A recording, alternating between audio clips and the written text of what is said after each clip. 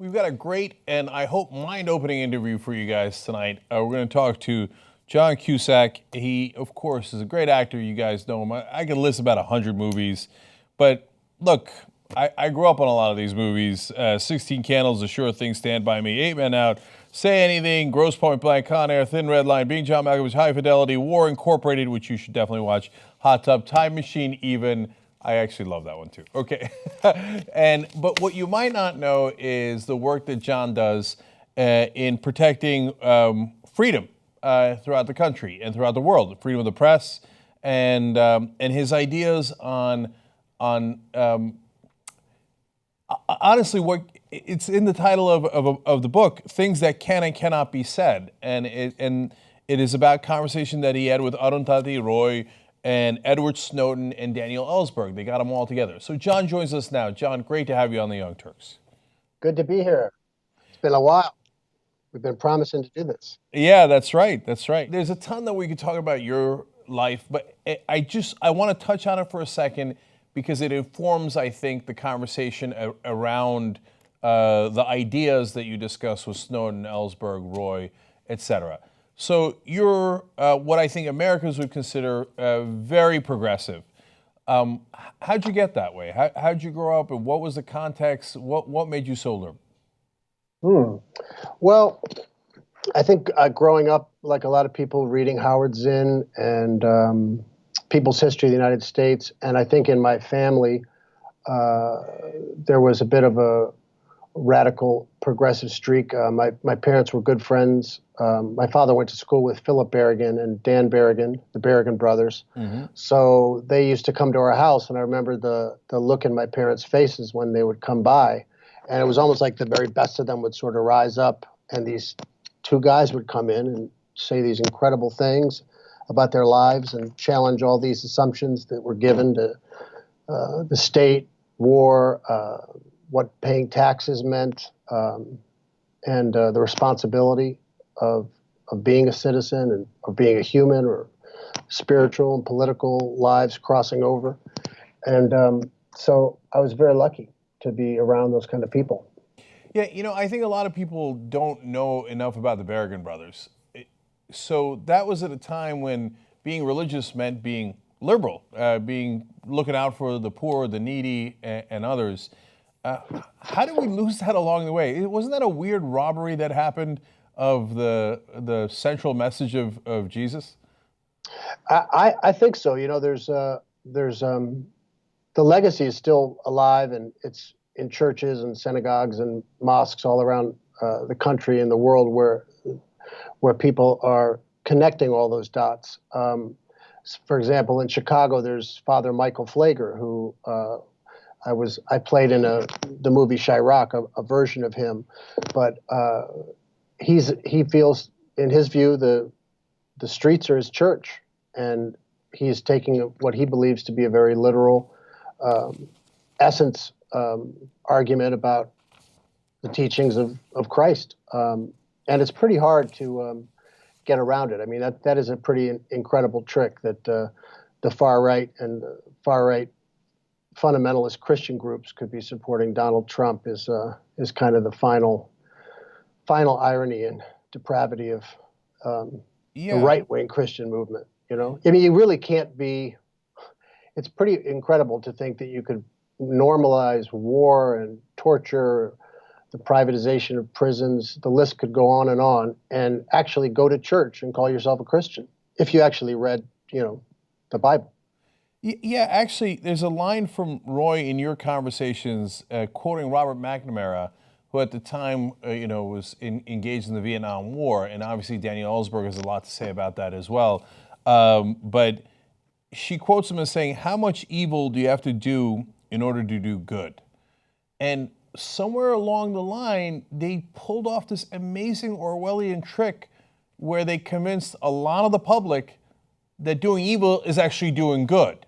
And that, going for greed and wealth is actually the Christian thing to do. I mean, they inverted the entire Bible on its head. They inverted all of this, the idea of good and evil on its head. And I guess one of the central things we have to solve is how? How do they pull off that magic trick?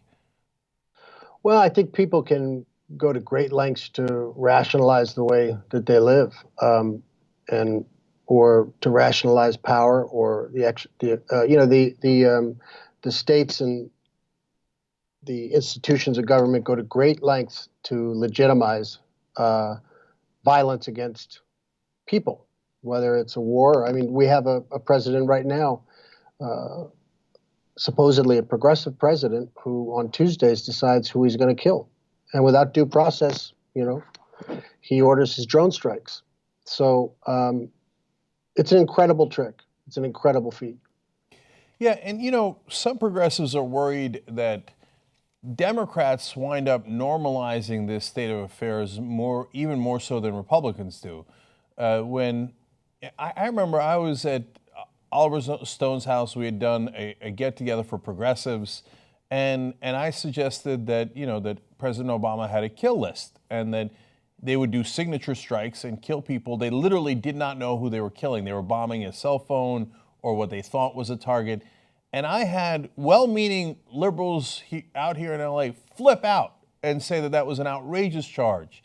Well, now we know that that's absolutely true, but I think that when Obama does it, when Hillary Clinton does it, we feel like, well, that's okay. They're the good guys. If they're doing it, then it must be all right. Yeah, it was. Look, Hillary Clinton hasn't been president yet, so we don't know what she'll do when she gets into office. She was Secretary of State, and she did serve under Obama. She didn't set the policies in her husband's administration, so let's hope let's hope with our eyes wide open for the best. But it's pretty clear that the Obama administration has cemented or left in place some of the most egregious policies of the Bush administration. They haven't started as many wars. They certainly have, they did pass Obamacare, but those two things, doing a good job on the auto bailout and passing health care doesn't excuse the murdering of other people without due process. So it's hard to really rationalize those things, but in essence, I think the presidents have become the CEO of this enormous operation with, this empire with bases around the world, and this interflowing fund of foundations and money and all these things. And so you just hope that at least whoever enters into the White House will pull back on the foreign kind of criminality, of these wars and drone strikes, and focus on rebuilding the country here. Yeah. So I do want to get into who's going to get in the White House and what we think of that. Obviously, this is a little less than a month before the election, so obviously it's relevant. But I want to focus on one thing you just said there in the middle, because it goes, again, to the heart of things that can and cannot be said. When you said when the president orders a strike that murders people without due process, boom, you hit one of them. You're not allowed to say murder. But the reality is that is what it is. I mean, we kill them, we execute them. There is no due process, and sometimes we don't even know who they are. A lot of times we don't know who they are. And so... Well, it's the definition of it. It's terror, it's terrorism, it's exercising violence for a political aim, and that's terrorism. And it's indefensible, inexcusable, and I think you can, there's room for nuance in that. The system's not going to go away, so we hope we have a president in there who will, or leaders in Congress or in the executive branch who will use all of their powers to restrain sort of this impulse to use all this vast machinery and all these tools of destruction around the world for private gain, and not wrap themselves in the flag and excuse it. And I think you can see that the first President Clinton didn't have the stomach for it. He didn't go out there, and you can't imagine him deciding to have a drone kill list on Tuesdays. I mean, I'm not trying to whitewash his administration. There's plenty of legitimate criticisms from the left you can make of the Democratic Party and of the first President Clinton, from NAFTA to the three strikes law to Glass-Steagall. Those are legitimate political things you can criticize him for. But I don't even think Richard Nixon would have the temerity or the gall to just decide he could unilaterally decide who to kill on Tuesdays with his advisors. Yeah, and for those of you unfamiliar with that, that's a fact. So whether it is a signature strike where we are bombing targets and not people, so somebody else might have a cell phone, or it might be a cache. That gets to the semantics of this kind of garbage. A signature strike. What does that mean? What is a surgical strike? I mean, this new neoliberal language, this normalized language. They said, I heard in the debates the other day, they said we need to remodernize our nuclear weapons. Well, what does that mean? Are they in need of update? We can blow up the planet 17,000 times over. What it really means is there's more profit to be made. And we're going to make that profit, and we're going to take it. That's exactly right. And then other times... Strike? What the fuck does that mean? And even if it's not a word like signature strike, and we say, oh, yeah, Abdul Rahman al-Awlaki, we don't like him, we think that he encourages terrorism, so we executed him. We did a drone strike. And when you do a drone strike, again, drone strike sounds like it's a video game. No, the bomb lands, his entire body explodes, his head explodes. And we never did any due process. He was an American citizen. We never went to a court. We never got any order. It was just the executive deciding, you are dead, and he was killed. And they assure us, don't worry, he was a terrorist, kind of. I mean, he encouraged terrorists. See, and then he killed his son, his 16-year-old son, also an American citizen. Yeah, no, I'm worried. I'm worried that you did that without due process, because if you can do that without due process, then you could do anything without due process once we allow that precedent. Let's take it even farther. Why is it so important that the person they killed without due process is an American citizen? What if he happens to be a citizen of a different country? Does American life have more intrinsic value than the life of a citizen of Somalia? Yeah, and so that gets to the propaganda machine that we call the media. So if in Syria there are atrocities, which there are, we're going to talk a lot about that depending on which side of that conflict we want to be on. In Iraq, if Saddam Hussein does something terrible and we're on his side when he's fighting Iran, then it's all good. In fact, we sold him the chemical and biological weapons. But if he's against us, then, oh my God, he's doing atrocities. In Yemen today, our allies, Saudi Arabia and their coalition, bombing hospitals, one atrocity after another. But the press largely silent on it because it's not convenient. So is the press part of the problem? Is it central to the problem here in America, the way that it's being conducted by the mainstream media? Well, yes, of course.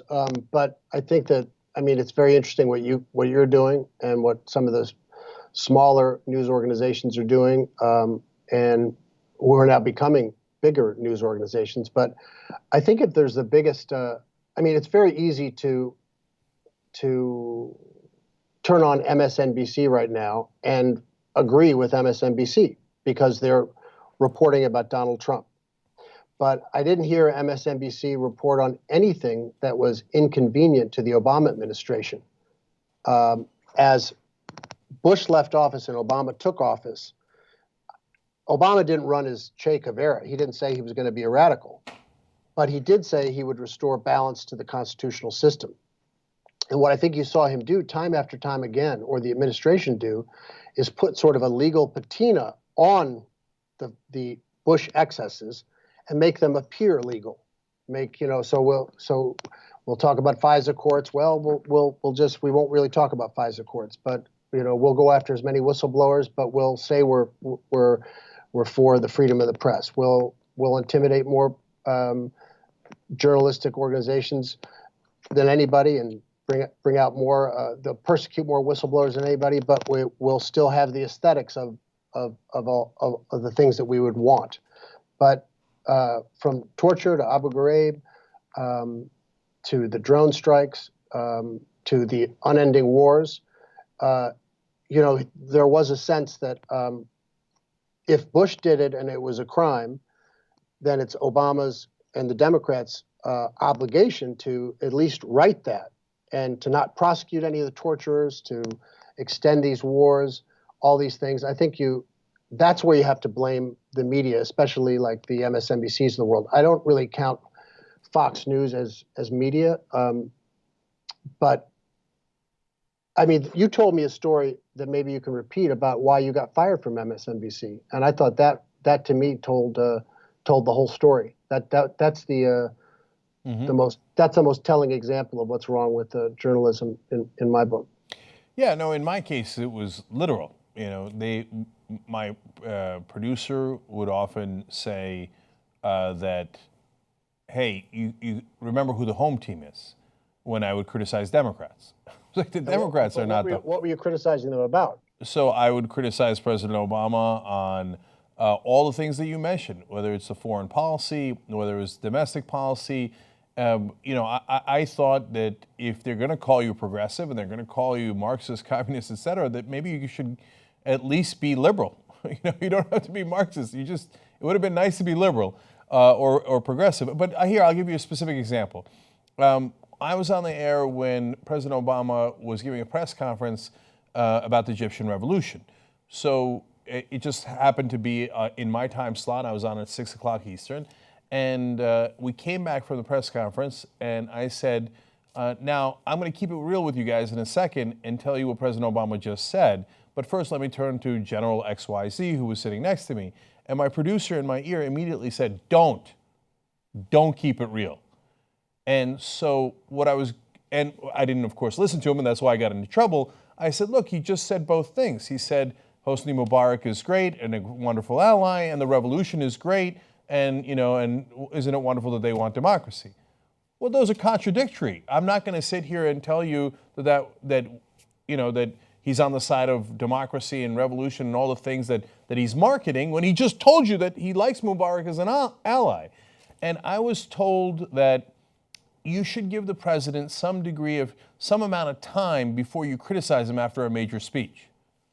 I was like, what is the proper amount of time for the media to do an analysis of the president? Do I have to wait a minute, an hour, a day, a week? And believe it or not, they never thought of that. So they had to think it through, and they're like, yeah, maybe a day. We'll go with a day. Right? And then later, they literally sat me down and said, NBC's the establishment, and you got to start acting like it. And Washington's not happy with your tone. To this day, I don't know what Phil Griffin meant by Washington, or who he talked to in Washington, or how he interpreted that. But there was, you guys talk about things that can and cannot be said. In my case, it was literal. You cannot say that. Yeah. If you do, you won't be on the air anymore. So what a lot of people don't realize is that they were pre-selected. They were pre-selected not to say certain things and to say other things. So they don't know. Nobody had to give them a memo. I was the knucklehead who had to be given a memo and said, hey, get back in line. And when I didn't, well, then you're going to get demoted and yada, yada.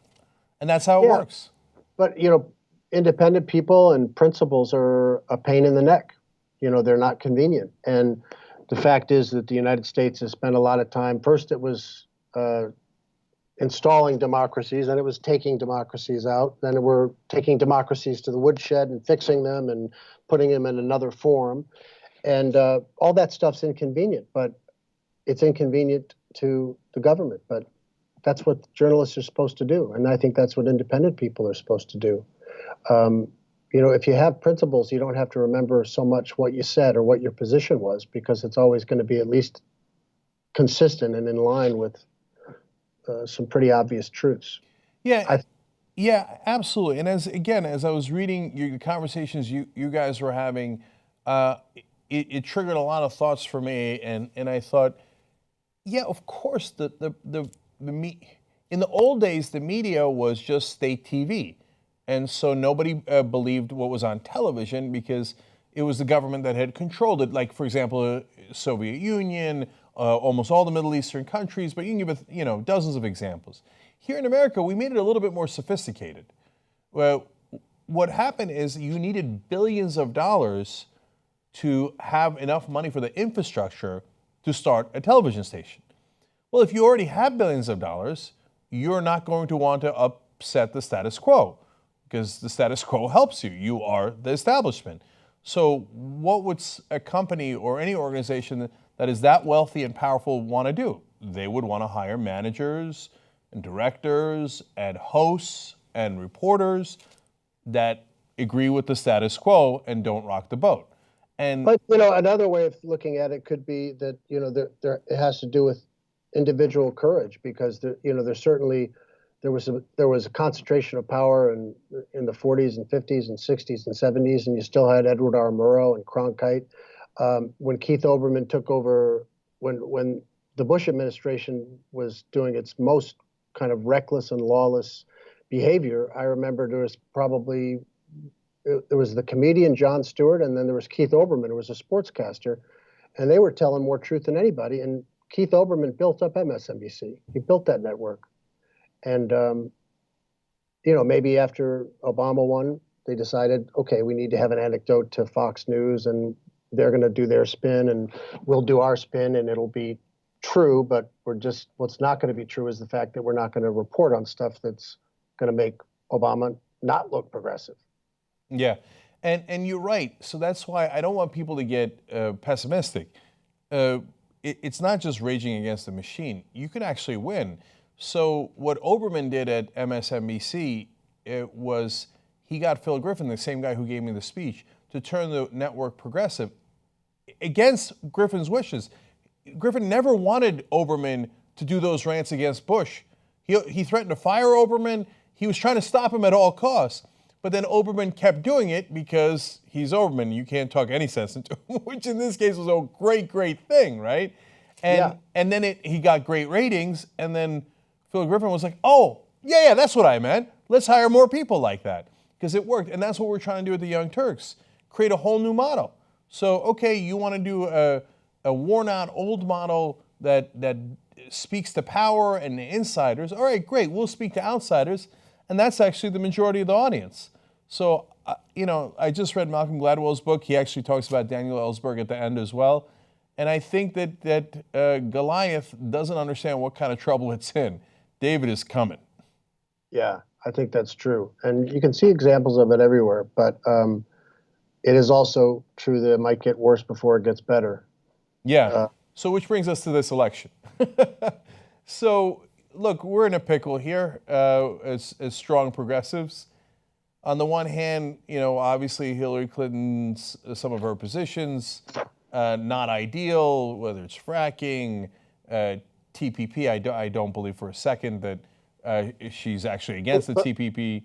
But let me make one other point before we get into that, and that's this. What if progressives really want to feel like they're making use of their time? It's not falling in line with Obama or Clinton or anyone else who you feel isn't Bernie Sanders or doesn't represent what you want, right? Even if it's you want a third party and they're not in. If you hold their feet to the fire in every way, it helps them. If you want Hillary Clinton to be more progressive, make more noise. It'll be easier for her to be progressive, because believe me, she's got all that energy and money and institutional power coming at her from all sides.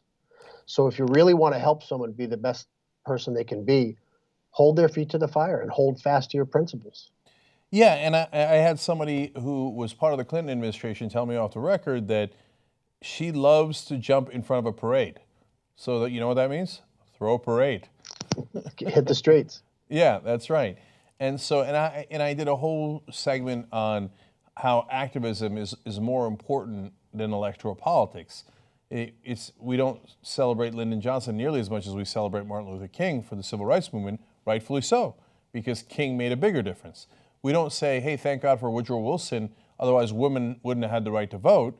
No, it was the activists who made all the difference and forced Woodrow Wilson to support the 19th Amendment that gave women the right to vote. So I couldn't agree more with you. And FDR said, if you want this to happen, make me do it.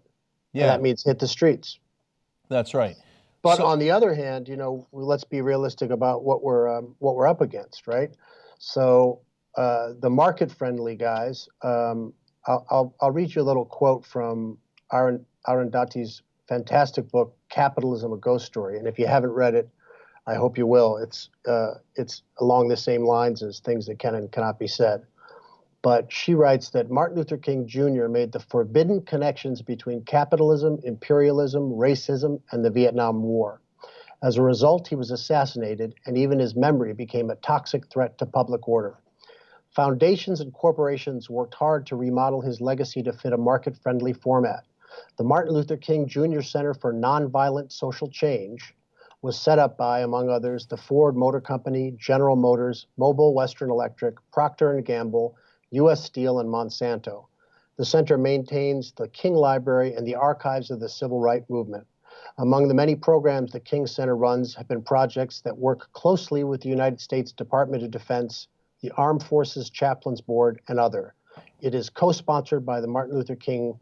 It co-sponsors the Martin Luther King lecture series called The Free Enterprise System: An Agent for Nonviolent Social Change. So whitewashed out of that history is the fact that he was striking with the sanitation workers, that he was calling for an end to wars and all wars, right? And the foundations are coming in and they're literally rewriting this history.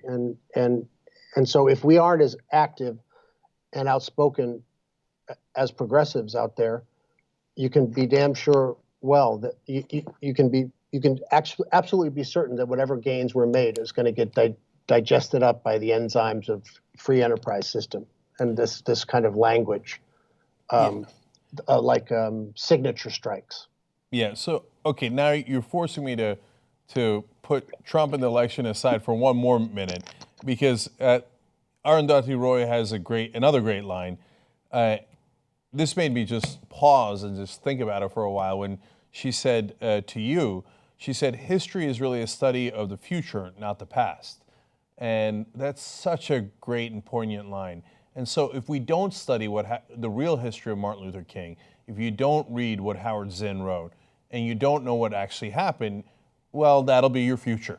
And so that's why it's so important to understand all this. And then you mentioned the whole whitewashing of it, and so the foundations, she sometimes refers to them, I think, as controlled resistance, right? So, okay, we're going to set up these groups, and they sound lovely, and they do, and a lot of them do good work, the NGOs, human rights groups, et cetera.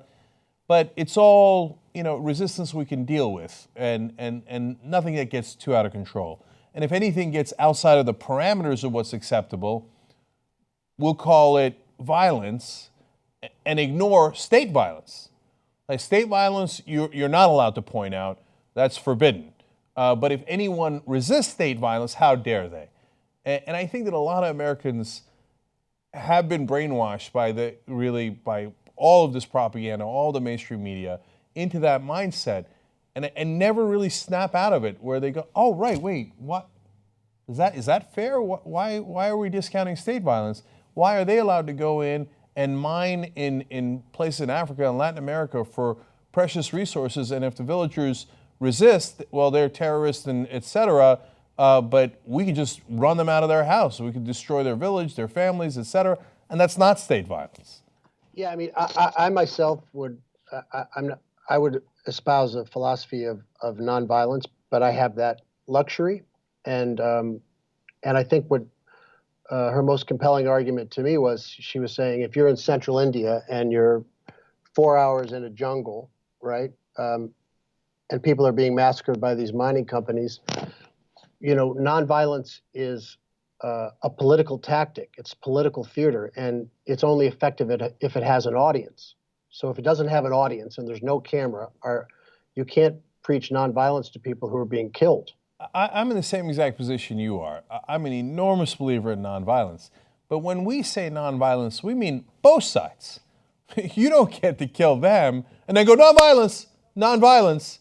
So the answer to what's happening is the people who are the victims of state-sponsored violence, and the state goes to great lengths, enormous amounts of propaganda to legitimize its use of force, to implement its agenda, whatever it is, a neoliberal agenda usually, or it has to do with, getting as much money as they can. And But then it's the victims of the violence are told they should be Gandhian or nonviolent. Don't you know you have to be nonviolent? Well, as again, she said to me, what form of nonviolence would you ask these people to, which form of it will be helpful or useful if they're being killed? Yeah. So I think at some point you have to be intellectually honest with all that. So that's an uncomfortable question to ask. But you've Yeah. got to ask these uncomfortable questions. And my answer isn't that, okay, so then the villagers should try to fight back with violence. They'll be outgunned anyway. It's both immoral and counterproductive, if you ask me. But that also applies to us. That also applies to the state. We don't get to say you should be Gandhi while we're steamrolling their village, their countries, whether it's drone strikes, invasions, mining companies. That violence also counts. And so, and people might think, hey, okay, all right, Roy uses the example of villagers literally being killed in the middle of India. And in this case, we don't, thank God, have any deaths. But look at what's happening with the Dakota pipeline. The Standing Rock Sioux tribe saying, okay, this is sacred land, sacred water. We don't want you to build here. Well, at some point, like it happened to Shailene Woodley just 2 days ago, the cops come and remove you. Right. Well, that's a form of violence, right? And her form of protest was only effective because there was cameras there. So we got to get the cameras there, and we need the journalists there. So look, that's what we're trying to do with the Young Turks. In my ideal vision, I want cameras in all of those places. So I want them to be Gandhi. But if I want them to be Gandhi, then it's my job to get a camera there. That's right. That's right. It's interesting too, because I wonder whether, I haven't really watched CNN and all those things for a while because to me, it's terribly depressing to watch those news shows. But I wonder are these drone strikes and the casualties of these wars, are they even being reported? When I look on the television now, all I see is a Trump scandal. Mm-hmm. Yeah, well, that pretty much covers it. No. Short answer is no, they're not being reported. How many news stories have we gotten about Yemen recently? If you're not watching the Young Turks, I wouldn't say almost none, probably none, period. And here's the thing that is another nefarious part of how the media works, which is not intended. They don't mean to be nefarious. It's just the way that they do things. So if there's a hospital bombing that we did in Afghanistan or the Saudis did in Yemen, they will report it once, and then they'll be done with it. But if it's a story that they care about or that is more titillating or just helps their narrative and they're not even quite aware of the narrative that they're pushing, they'll repeat it 1,000 times. So whether it's something as simple as the Malaysian airline missing, can you imagine if they repeated how many times, if they gave the same amount of coverage to the hospital we bombed in Afghanistan or the wedding strike that Jeremy Scahill reported originally in Yemen that Obama did. And we put a journalist in Yemen in prison because he reported on that. We insist that they call one of their leading journalists in Yemen a terrorist. If they had given that same amount of coverage as they did to the missing airline, we'd live in a totally different world. People would be outraged by it. People would want to take action. Instead, we've got a electorate and a populace that has been calmed down on purpose and tranquilized. And then when you push for real progress, they say, oh, no, nice and easy. Don't be unrealistic. And what Martin Luther King called the tranquilizing drug of gradualism. Mm-hmm. So now one way to fight back is the cameras. The other, John, is protests, as you mentioned. What else can people do? What can they do to avoid the tranquilizing drug of gradualism? Well, I think turn off the TV and read books, talk to other people. And I do really think, without sounding too idiotic, you have to free the way you're thinking at first. And you have to challenge most of the assumptions and givens that you get from the top. Yeah. Pretty much all the time. It is first step, but it's a super important step. So guys that have done that are Ellsberg, Snowden, Chelsea Manning. So you had a chance to bring Ellsberg and Snowden together. So talk to me about, for the people that are unfamiliar with that, how did that meeting go? What did you get out of it? Well, I had the idea.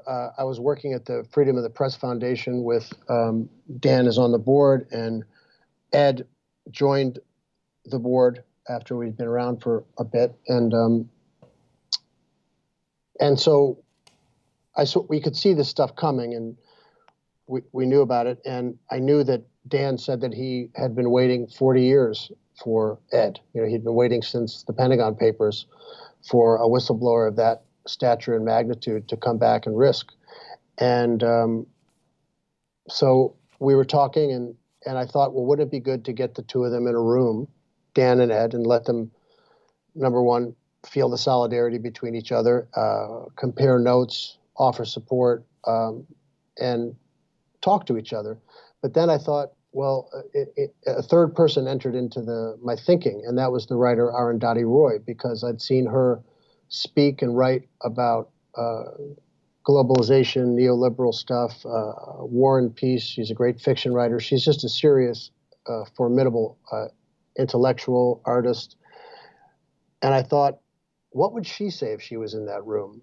You know, the two people who have sort of defected from the state, but were a part of the establishment. And what would she say, someone who grew up in Kerala, who grew up in India, where when Nick Turks writes about Vietnam, that their policy was to kill anything that moves. You know, is that better or worse than ISIS? I don't know. It seems to me pretty much the same. So she was growing up there, and she had, she thought that she was a bombable gook. She was a gook when she was a kid. She thought she was going to get Agent Orange dropped on her. So she had a whole different take on the United States and the United States foreign policy growing up in Kerala in the era of the Vietnam War. So she probably she probably needed some propaganda busting on Russia and China, but it was a totally different part of the world, different point of view. But as she's sort of evolved, and as we've all evolved and learned how to see into things a little bit better and see through things, I thought, well, wouldn't that be interesting to have those three people in a room? What would that conversation be like? And so it was that impulse and that instinct to do it that started it all. And how was it? What were the stories that Ellsberg and Snowden shared? Well, they shared a lot. Obviously, a lot about his case and what he leaked and what the government knows, and a lot of it had to do with very technical stuff from two guys who were in that community. So in some ways, they were talking about their clearances and this and that, and then a lot of it was talking about foreign policy, the nature of patriotism, symbols, flags, nation states. And they were really just trying to understand and put this surveillance question into a broader context, a broader kind of global context. Yeah, and you guys talk in things that can and cannot be said about how the state invests so much into getting people to love the flag, bow down to the flag, and then it's an interesting symbol, and that once you do that, it just gets you in the habit of bowing down to things. And so, and to me, I don't get me wrong, and I've talked about this in the context of Colin Kaepernick. I love the American flag, but that's because I don't think they own it. I think it's ours. And I think that the ideas behind it stand, even if they were used for marketing. No, I'm going to go ahead and take them and hopefully make them real. And so I think that they use it as a shield, but we could use it as a way to spread the message that we actually believe in. So I find all of those conversations super interesting. Yeah, and he actually said, Dan recalled, I think it's in the book, or if not, it's in some of the transcripts, but he recalled that he knew that the person who put the I pledge allegiance to the flag, who put that into the got that put into the classrooms, was a flag maker. So there's capitalism at work. I actually did not know that. That's awesome. It's a true story. Yeah. But if you God, think that about makes it, so much like, sense. if you think about it, pledging allegiance to a flag is such a strange thing to do. Why wouldn't you pledge allegiance to an idea or an ideal or a principle or a god or whatever? But why would you pledge allegiance to a symbol?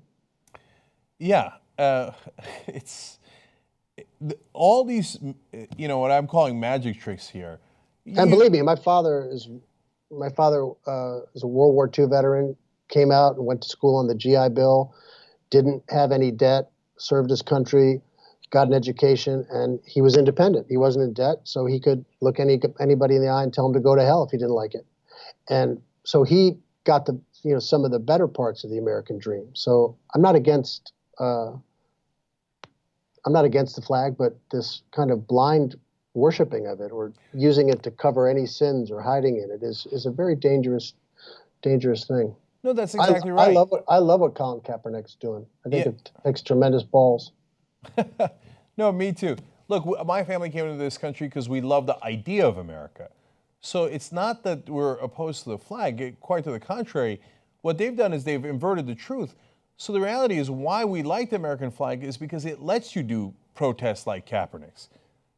The other flags of other countries might be, hey, no, we're just this ethnicity or we're just this country and you've got to bow down to it. The whole point of America and why it's the American dream and the American idea is that you don't have to bow down. It's supposed to stand for freedom.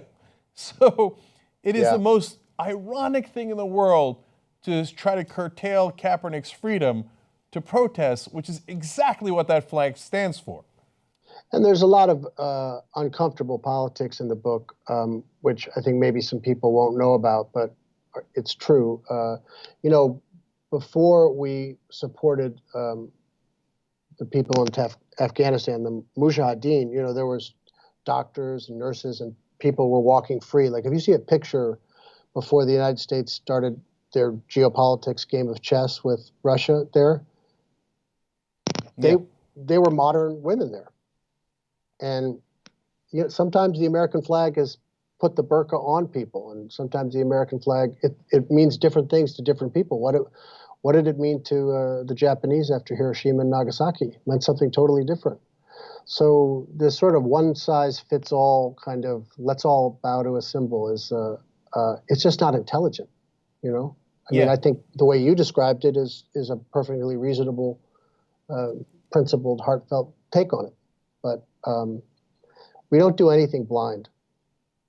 I think it's okay if the Native Americans view the American flag slightly different than we do. It depends on your perspective, and it's just because that the truth of what happened to the Native Americans is uncomfortable doesn't make it any less true. And it doesn't negate the good sides of America, but it doesn't help to close your eyes to the negative things that have happened. In the case that you bring up, Afghanistan, so I even was educated about this fairly recently. So I dove in and tried to figure out exactly based on what you're saying, John. I saw Salman Rushdie giving a speech about this many years ago. He said, when I was growing up in India as a Muslim, Rushdie, he said, we were so much more secular. And I thought, well, in Turkey, Turkey was 1,000 times more secular. It's still fairly secular, but going down a more religious path. And then you go to Syria, Iraq, even Afghanistan, much more secular. So in the last 40 years, it got worse. It got, in my opinion, because I'm not a fundamentalist, it became far more fundamentalist. And then when you read into it, it's really two factors that did it. It was the Saudi government that had struck a deal with the Wahhabis and had a lot of money and spread propaganda throughout the world that Islam, the real Islam, was fundamentalist Islam. And then the second factor was America. We thought, hey, we got a great idea. We'll turn 1 billion Muslims against the Soviet Union and the communists by saying they're godless, and the way to fight them is to embrace Islam more. If you're a more fundamentalist, well then, you would realize you should fight the godless communists. Oops. And here we are. Yeah. I mean, history is not, any study of history is not going to be kind to this notion of American exceptionalism. This notion that no matter what we do, we're good and we're right. And it doesn't matter what the facts are. It doesn't matter what uh, the history really is. It doesn't matter who gets killed, who gets mauled, who gets blown up. It doesn't matter that, we've bombed 7 countries since 9/11. None of that matters. The refugees, that's not our problem. ISIS, when we blew apart a hole in the Middle East, that vacuum ISIS came out of, we created ISIS in a sense. We've created the conditions. We've helped create the conditions to manufacture that enemy. So, look, But none of those things are particularly pleasant things to think about if you want to hold on to the idea that America is a special and unique empire that is beneficent, kind, and good. Now, in many ways, the country is to some of its people, and it's done wonderful things. It's got wonderful culture. But when we talk about the country, well, which country are we talking about? Are we talking about Bob Dylan? Are you talking about Dick Cheney's America? You're talking about New Orleans, the financial district in Wall Street? You're talking about Beverly Hills? You're talking about Oakland, Tennessee? It's a lot of different vibes in this country. yeah, that's right. And so, American exceptionalism. I mean, we talk about these magic trips where they take things and turn it on its head, the American flag, and sometimes it's super subtle and you don't notice it, and they change it in the 1950s, and then they pretend that it was around forever, yada yada. But sometimes it's brazen. American exceptionalism, when we claim the right to do immoral things because we are more moral than other countries. That gets back to that Westmoreland thing. How much evil do we have to do to be good? That's right. And that's not that sophisticated. I think anybody can look at that and go, no, that doesn't make sense. Right? But it's incredible how the lengths people will go to avoid that truth, that in many ways we behave like every other empire behaves. That's just how power is.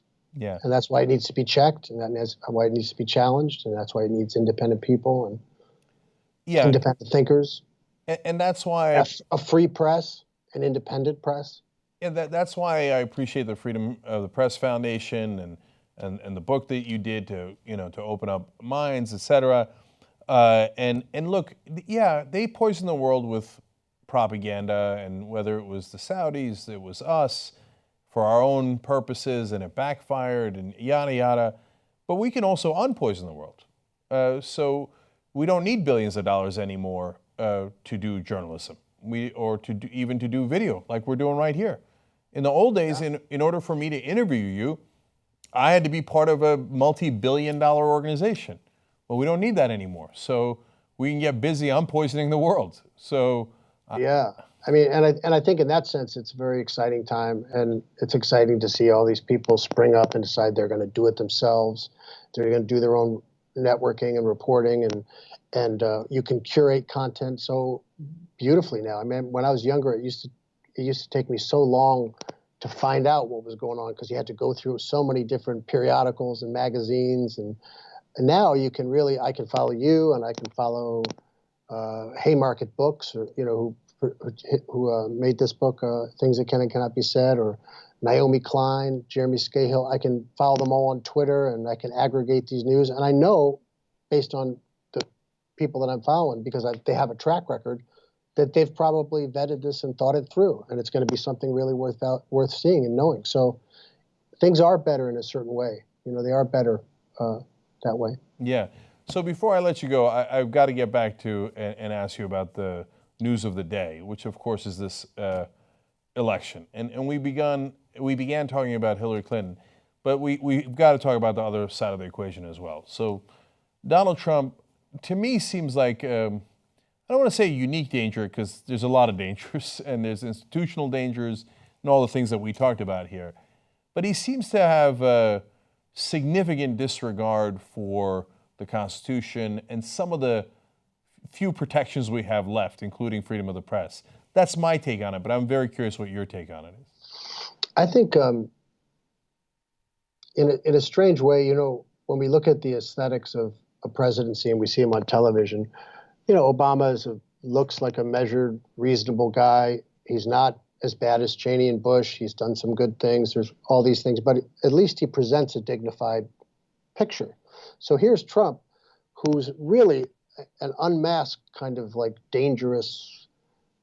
He looks unhinged visually, like on television, and what he's saying is unhinged, and then he contradicts himself, and it doesn't even matter. So he's sort of like the GOP or the celebrity culture unmasked. He's reality show, television show unmasked. He's short attention span, fame-seeking, money-worshipping culture unmasked. So it's interesting in a way, but I don't think there's probably ever been anyone as dangerous who could be in the Oval Office in my lifetime. Totally undisciplined. Can you imagine him deciding? He gets a personal affront and decides to start a conflict around the world because his frail ego can't handle anything. I mean, I asked a psychiatrist about it. I said, what are we witnessing here? And he was telling me about this theory of something called biphasic fantasy, where someone wants to be God. They're so narcissistic that they think they're God, but then if they actually win, they have to then destroy what they've created, because then if they won, then they're not God, they had help. And so then they need more chaos, and then they start the cycle all over again. So this is a very dangerous man. Even if he had a 10% chance of taking the Oval Office, I would say it would be hit the mattresses to stop him. Yeah, and so, it's hard to psychoanalyze him from a distance, but at the same time, when you were saying that, I was thinking of all the businesses that he's destroyed. And, because of this election, I was forced to read into every nook and cranny of Donald Trump's history, and it's a disaster. He sets things up. I mean, he's like Tower of Babel, but he knocks down his own towers. He sets them up, and then he destroys them. He sets them up, and then he bankrupts them. He's got a savior narcissist complex, whatever it is. So he needs to be the most special man in the world. I mean, think about the idea that in the history of our country, he went on the GOP stage and said, the world is basically a mess, and I am the only one, just me, no one else, just Donald Trump. I'm the only one who can solve it. That is the statement of a mentally ill person. I mean, that's someone who thinks that's Old Testament. Like, what are you, Jehovah? You spoke, you're the word, you're just you, no help, no organization, no people, nothing, nothing, just you. So that tells you that this is a very unhinged person. Yeah. I mean, that he could say that, and the fact that he is not taken out by the Republicans or the Democrats is, says something about the political system we're in. That's why, I mean, he's like the manifestation of the disease, like unmasked. Right. So finally, I mean, we talked a lot in this interview about a neoliberal critique and why that's the wrong path. And so the Clintons are known to be on that path. But you also just said, even if there's a 10% chance that Donald Trump can win, you got to do everything you can to stop him. So that's the reason I believe that is because I think that the violence that can happen, the instability and the suffering that can happen if he gets into the White House outweighs, it's the politics of a tourniquet, right? I mean, if somebody's arm is about to get ripped off, I think you put a tourniquet on the arm, and then you have those discussions later. Now, I'm saying this guy's really unhinged, I think. Yeah, no, I agree with you. Stop the bleeding.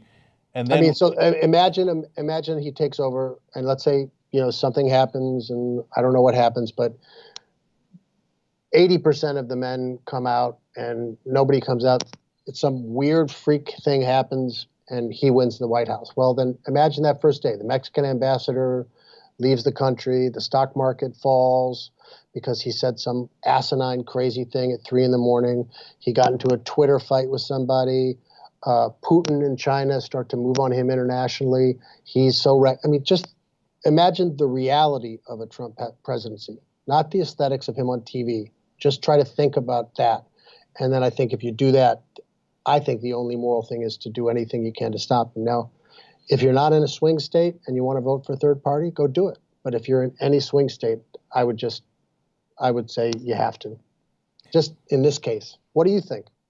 Yeah, look, I have used a very similar analogy to the one you used. I never said tourniquet, but, look, stop the bleeding. That doesn't mean that we don't try to cure the patient later. No, it's imperative that once you stop the bleeding, and let's say in this case Hillary Clinton becomes president, our job is nowhere near done. Our job is just beginning. Then we have to go cure the patient. We have to go and do activism, and we have to do the real hard work of revolution to make sure that we get our democracy back, to get the money out of politics, to empower people, to have our representatives represent us and not their donors. But first, you got to stop the bleeding. And so I think that Trump would start the bleeding. And so I think that if you're in this unique situation, and I fought like hell to make sure that Bernie Sanders won in the primaries, but he didn't. So I am the last person on earth to support the establishment. But in this unique situation, I think we stop the bleeding first, then we go find a way and keep on fighting to make sure we take down the establishment and empower the people. And then have Bernie Sanders on every week and press him to press the Democratic Party back to the FDR, New Deal party, and not the Wall Street party. It's not going to be easy, but and maybe it'll have to be a third party for another election. But the possibility of Donald Trump with the nuclear codes, I think, is almost criminally irresponsible. Yeah. And if it was a trick by the establishment, well, it was well played on us. Okay. Then they win. Yeah. I don't know. But only in the short term. So the fight is not over on election day. So I think the answer is an amendment. You get a constitutional amendment to get money out of politics, and then you change the system. So then you could have third parties, or you don't. You know what? You might have your Democrats back. You might have actual progressives representing people if they're not beholden to all their donors. So I think systemic change is the answer. You may see, if Trump flames out like I think everyone hopes he will, you may see a place where we have the House and the Senate, or we have the Senate and close in the House, and she may be able to. She's taken an enormous beating over the years from the right-wing machine. Some of it, some critiques, legitimate, and so many not. But regardless, she'll be in office, and she'll have 4 to 8 years to really leave a lasting legacy. And I do believe she'll try to get an infrastructure bill passed and put people back to work and strengthen the middle class. I do believe that's what she'll try to do. I don't have as many hopes in the foreign policy arena, because I think that machinery is so entrenched. I'll hope for the best, but I'll do it with open eyes. But I do think she'll try to strengthen the middle class and maybe expand the healthcare. Medicare for all. Maybe she'll try to do those things, and I think she'll be a much better executive than Obama. And that's just me looking at the glass half full. And that's right, but it doesn't have to be right. Even if she doesn't do the positive things that we think she has a chance at doing, that's okay. We can hold her feet to the fire. We can push her. Right. We can get her. Right. You can't hold Trump's feet to the fire. He doesn't care about anyone else. No, and I guarantee you, if I don't care what any of them say, if there's a Democrat in office and they want to move progressive, they want us to be critical. They want us in the streets because it only helps them. Now, they may not like it when we're doing it, but if they have any strategic thought in them, they know that they need us to do it, to move left. Yep. All right, John Cusack, I'll meet you in the streets next time then. Okay. All right, I'll see you. And next time we'll do it in person. All right, perfect. And everybody, please check out Things That Can and Cannot Be Said. It's eye-opening, it's mind-opening, and it's a great read, and I want you guys to all check that out. John, thank you so much. Really appreciate you coming on the Young Turks. And I'm on Twitter too. I'll follow you. All right, fantastic. All right. See you soon. Bye-bye.